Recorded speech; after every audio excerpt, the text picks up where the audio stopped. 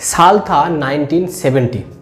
तो अमेरिका में सनातन धर्म का जो झंडा लहराने के बाद शिला प्रभुपाद जी का अब नेक्स्ट टारगेट था लंदन के लिए शिला प्रभुपाद जी का एक अलग मकसद था, क्योंकि शिला प्रभुपाद जी का जो पिताजी थे तो उनका बहुत सपना था कि जिस ब्रिटेन ने मेरे इंडिया पे राज किया है तो मेरा बेटा एक दिन वो ब्रिटेन जीत लेगा, मतलब ब्रिटेन में वो झंडा करेगा इंडिया का, सनातन धर्म का।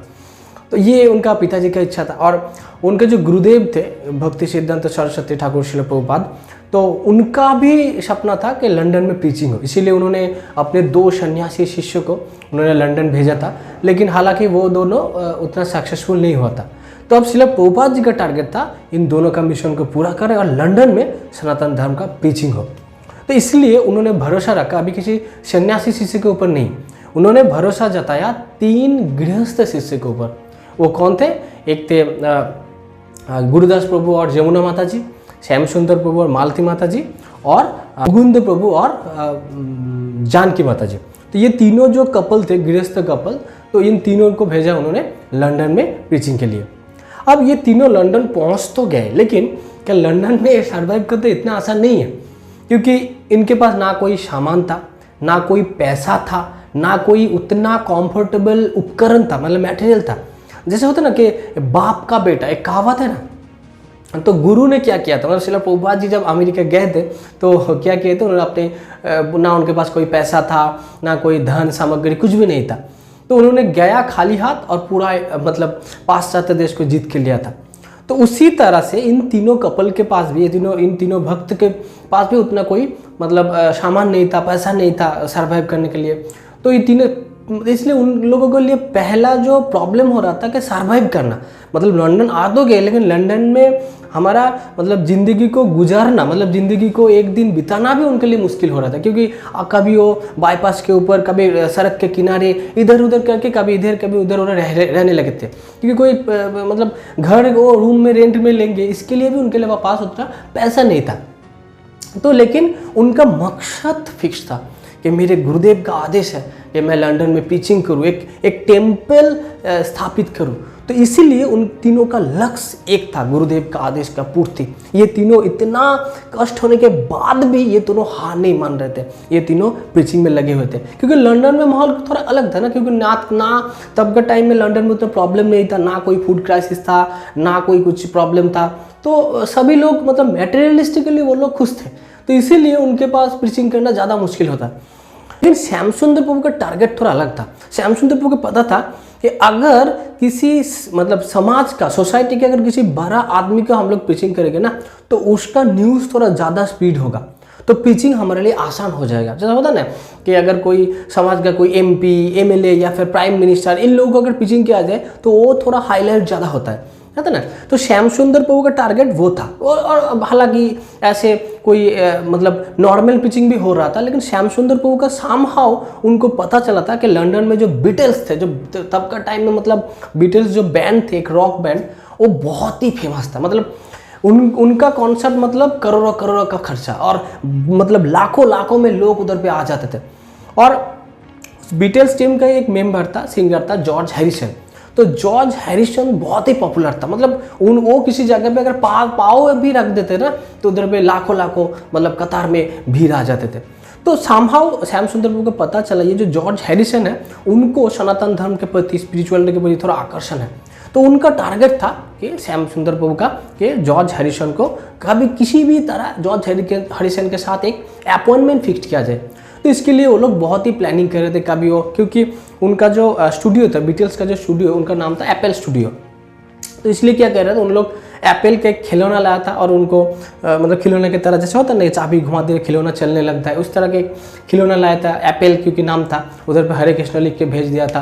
कभी एप्पल पाई केक लाते थे, हरे कृष्ण लिख के भेज देते थे, कभी बहुत सारे चिट्ठी लिख देते थे, लेकिन कभी भी मतलब उनका कोई पॉजिटिव रिस्पॉन्स नहीं आया था।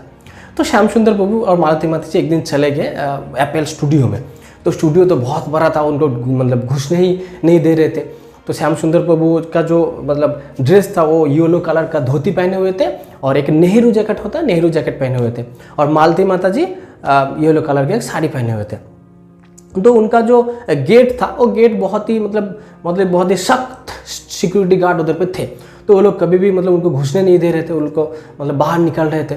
तब श्याम सुंदर प्रभु को देखा, जब श्याम सुंदर प्रभु मतलब निकल के चले आ रहे थे, उनको लग गया था कि शायद हम लोग के उनके साथ अपॉइंटमेंट फिक्स नहीं होगा, हम लोग जॉर्ज हैरिसन से मुलाकात नहीं कर पाएंगे। तभी उनको लगा कि एक रोल्स रॉयस एक गाड़ी उधर पे आ रहा है। तो श्याम सुंदर प्रभु को लगा था इस गाड़ी को हम लोग टारगेट कर सकते हैं। तो जब भी वो गाड़ी रोल्स रॉयस जो गाड़ी थे, गाड़ी गेट के घुसने ही वाले थे, तो जो सिक्योरिटी गार्ड थे उस गेट को मतलब खोलने वाले थे। तो श्याम सुंदर प्रभु गाड़ी के पीछे ऐसे करके गाड़ी के पीछे पीछे वो लोग घुस गए। तो जो सिक्योरिटी गार्ड देखो वो तो देख लेंगे, अरे अरे अरे तुम घुस रहे हो। तभी क्या हुआ था, गुरुदेव के और गुरु गोरंग की कृपा से उस रोल्स रॉयस का जो गाड़ी का जो कांच थे, मतलब जो मिरर थे, उसको मतलब नीचे किया। तो गाड़ी के अंदर था योको योनो। योको योनो कौन थे? ये एक लड़की थे और वो बीटल्स का एक मेंबर थे। तो इसके बारे में कहा जाता था कि जो बीटल्स जो बैंड थे बाद में वो टूट गया था, तो ये इसके पीछे योको ओनो एक मतलब उनका ही मतलब कारण वो बीटल्स गैंग टूट गए थे। तो कुछ भी हो, तो तब उनको पता था कि जो जॉर्ज हैरिसन है, तो हैरिसन सनातन धर्म के प्रति, स्पिरिचुअलिटी के प्रति थोड़ा आकर्षित है। तो जब उन्होंने योको ओनो गाड़ी के अंदर बैठे हुए थे, तो उन्होंने जब अपने खिड़की नीचे किया तो उनका जो वेशभूषा थे, मतलब मस्तक मुंडन थे, मतलब देख के लग रहा था कि ये स्पिरिचुअल आदमी थे। तो उनको लगा कि शायद जॉर्ज हैरिसन का कोई दोस्त होगा, तुम जॉर्ज से मिलने है ना, जॉर्ज से मिलने है ना, चलो चलो चलो चलो। तो उनको लगा शायद वो जॉर्ज से मिलने है। तो जब योको ओनो उनको ले गए तो सिक्योरिटी गार्ड कुछ नहीं बोले, तो वो चले गए एकदम सीधा अंदर। और जॉर्ज हैरिसन के सब जब पता चला तो वो आए मुलाकात करने। तो उसके बाद जॉर्ज हैरिसन के साथ एक मतलब क्योंकि जॉर्ज हैरिसन को पहले से ही पता था कि शिला प्रभुपाद जी ऐसे थे, हरे कृष्ण मूवमेंट के बारे में उनको थोड़ा बहुत पता था।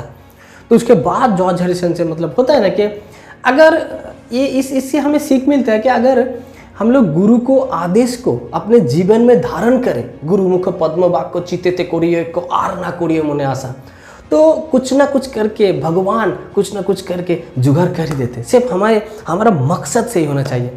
वो जॉर्ज हैरिसन के साथ मुलाकात हुआ, जॉर्ज हैरिसन उनको हेल्प करने लगे और उनके साथ कॉन्सर्ट करने लगे, गाना हरे कृष्ण बैंड हरे कृष्ण का म्यूज़िक कॉन्सर्ट करने लगे।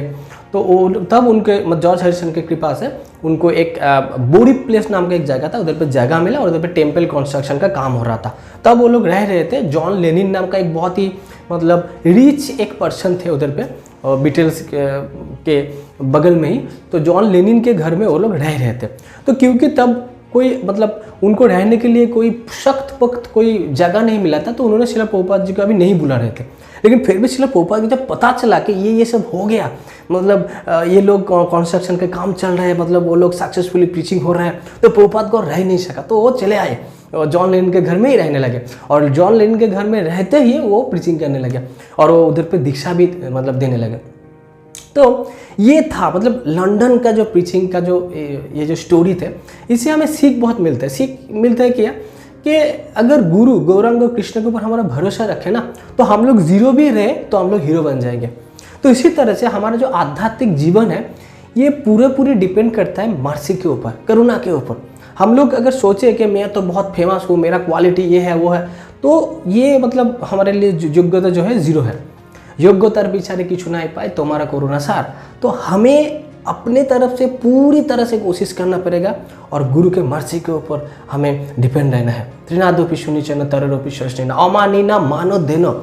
हमें ऐसे इस तरह से बनना है कि हम लोग हमारा योग्यता कुछ भी नहीं है, लेकिन गुरु का आदेश पालन के लिए हम लोग कोशिश करेंगे, क्योंकि गुरु ने बोला है बैक टू गॉड हेड, हमें भगवत धाम जाने लगे, हमें पूरा कोशिश करना है, लेकिन डिपेंडेंसी रहना है गुरु के मर्जी के ऊपर। और इस तरह से अगर हम लोग अपने ज़िंदगी में शिला प्रभुपाद जी का जो आदेश है, शिला प्रभुपाद जी का जो इंस्ट्रक्शन है, जैसे उनका जो शिष्य आज का जो गुरुवर्ग है प्रभुपाद जी को आदेश के पालन के लिए अपने ज़िंदगी तक कुर्बान करने के लिए तैयार है, उस तरह से मोड अगर हम लोग को समझ में आ गया और हम लोग शुद्ध भक्ति के लिए पहले हमें शुद्ध भक्त बनना पड़ेगा।